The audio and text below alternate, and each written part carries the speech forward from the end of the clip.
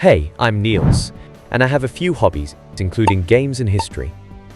When I play these games, I often wonder about the real history behind them, since they're inspired by real events. So I started exploring the history to know a little more, so you know a little more.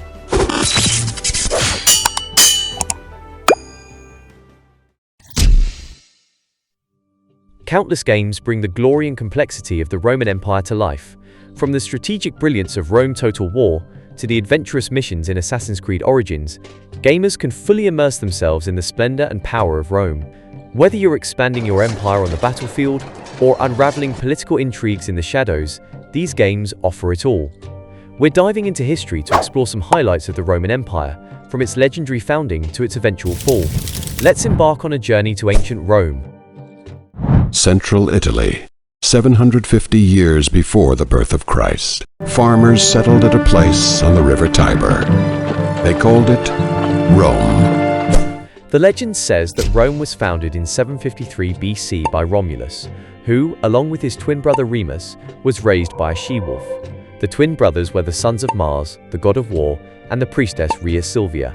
According to Roman mythology, their uncle Amulius, who saw them as a threat to his power, abandoned them as infants. They were found by a she-wolf by the banks of the Tiber River, who nursed them until a shepherd discovered and raised them. They decided to establish a new city but argued over its location and name. This conflict led Romulus to kill Remus. Romulus went on to found Rome in 753 BCE and became the city's first king. This story not only shows us how Rome found its origins, but also highlights the strong connection the Romans had with mythology. In Assassin's Creed Brotherhood, you encounter the ancient followers of Romulus. In Tribute, the followers' attire includes a skinned wolf pelt. There is also an unlockable armor called the Armor of Brutus. Although it's not Romulus's armor itself, it features elements like wolf fur and is a reference to the first king of Rome. It's a fun bonus to be able to run around in the ruins of ancient Rome more than 2,000 years later, dressed as the city's legendary founder. After centuries of kings, the Romans decided in 509 BC that enough was enough. The last king, Tarquinius Superbus, a true tyrant, was overthrown, and Rome became a republic. This meant power was no longer in the hands of a single king, but was shared among elected officials and the Senate. The Senate is a group of powerful men who would, from now on, make the important decisions for Rome. This marked the beginning of a unique political structure where power and influence were central, and yes, also a bit of political scheming here and there. The motto, SPQR, Senatus Populusque Romanus, meaning the Senate and people of Rome, became the symbol of this republic.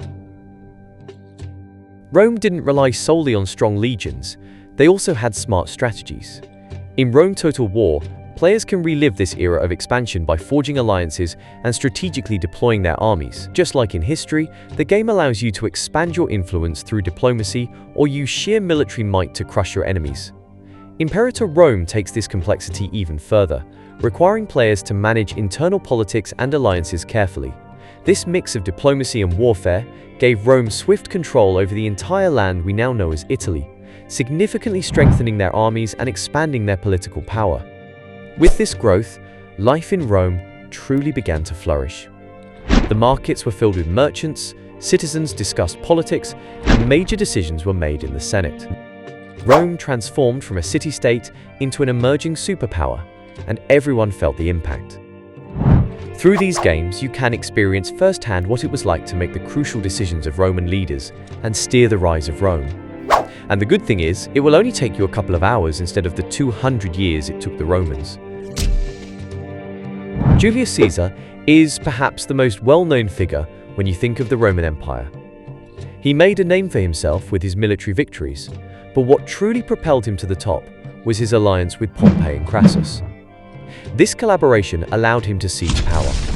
When his alliance with Pompey broke down, a civil war ensued. Caesar emerged victorious, and this not only brought him military triumphs, but also led to absolute political power. Caesar became the undisputed leader of Rome and declared himself dictator for life. This was the moment when the Roman Republic effectively ceased to exist, and Rome transitioned into an empire. But even his immense power could not protect Caesar from the political enemies who turned against him. On March 15, 44 BC, he was murdered by a group of senators, including Brutus, his beloved friend. And so ends the story of the man who thought he was invincible. But sometimes, your downfall comes not from foes on the battlefield, but from friends plotting behind the scenes. In Assassin's Creed Origins, the assassination of Julius Caesar begins with the player delivering the first stab, followed by a group of senators, with Brutus delivering the final blow, underscoring the depth of his betrayal. Everything in the game is meticulously crafted, from the clothing to the ornaments in the environment, making the player feel as though they are truly reliving this historical moment, albeit with a slight twist for dramatic effect. During the 1st and 2nd centuries AD, the Roman Empire was at its peak.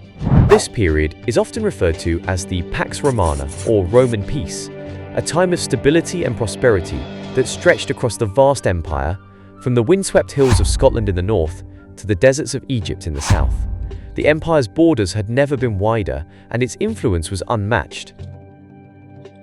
One of the greatest symbols of this era is the Colosseum, completed in 80 AD under Emperor Titus.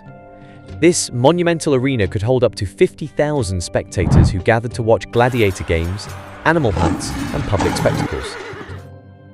In Assassin's Creed Brotherhood, it's an incredible experience to freely climb the Colosseum. As Ezio navigates the ancient city of Rome, you get a breathtaking view of this iconic monument. Although the game is set during the Renaissance, more than 1,000 years after the Colosseum's glory days, you can still catch a glimpse of its former grandeur, allowing you to imagine how it once held tens of thousands of spectators and hosted epic gladiator battles. It wasn't just a place for entertainment, but a showcase of Roman engineering and architectural prowess. Did you know that gladiators were the celebrities of their time? They were treated like modern-day sports stars, with fans cheering for their favorite fighters. In multiple games, you can get a taste of what it was like to be one of these warriors, fighting for glory in the arena. Unlike in a game, there was no restart button. Losing a fight could mean losing your life. Even the greatest empires are not invincible. The fall of the Western Roman Empire in 476 AD marked the end of an era. It wasn't just one event, but a series of internal struggles and relentless attacks from barbarian tribes like the Vandals and the Goths that brought it down. Rome, once a powerhouse, had become weakened and divided, unable to protect its borders. The sacking of Rome by the Vandals was a significant blow, symbolizing the empire's vulnerability. Just 2 decades later, the last emperor, Romulus Augustulus, was overthrown, officially ending the Western Roman Empire. And here's an interesting twist. Just as Rome's legend began with Romulus, its fall was sealed by a man with the same name, Romulus Augustulus. It's almost poetic, don't you think? In Total War Rome 2, making poor strategic decisions can lead to the rapid downfall of your empire, much like Rome's collapse when they underestimated the strength of the invading tribes. It's a stark reminder that no empire, no matter how powerful, is ever truly safe from its own end. With this, we've covered the rise and fall of the Roman Empire in a nutshell. But before we wrap up, let's dive into 2 more fascinating events that still manage to surprise and intrigue us even today. One unmissable event in the history of the Roman Empire is the infamous tale of Nero and the Great Fire of Rome. Nero, notorious for his extravagant lifestyle, is often blamed for sparking the Great Fire of Rome in 64 AD. According to legend, he played his harp while the city was engulfed in flames, giving rise to the popular myth that he was a detached emperor who took pleasure in the devastation. Back in our time, when CDs and DVDs were still popular, copying or creating your own discs was called burning. There was a special program to burn your discs called Nero. This name refers to the ancient Roman emperor.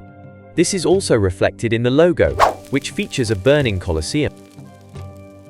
The second and final iconic moment from the history of the Roman Empire is the legendary relationship between Julius Caesar and Cleopatra of Egypt. Their connection went beyond romance. It was a power play that altered the empire's fate, showing that even the most powerful figures are influenced by personal ambition and emotion.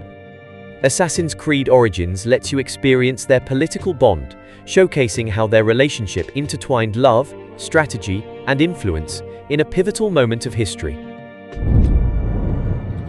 With these last two iconic highlights, we've reached the end of our journey through the Roman Empire. Next time you dive into a game set in the Roman era, you'll have a bit more knowledge to enjoy it even more because you know a little more. Thanks for watching. Don't forget to like, subscribe, and click the bell to support me for more stories about history in games. Also, if you have a suggestion for a historical topic featured in games that you'd like to see in a video, let me know in the comments. See you next time.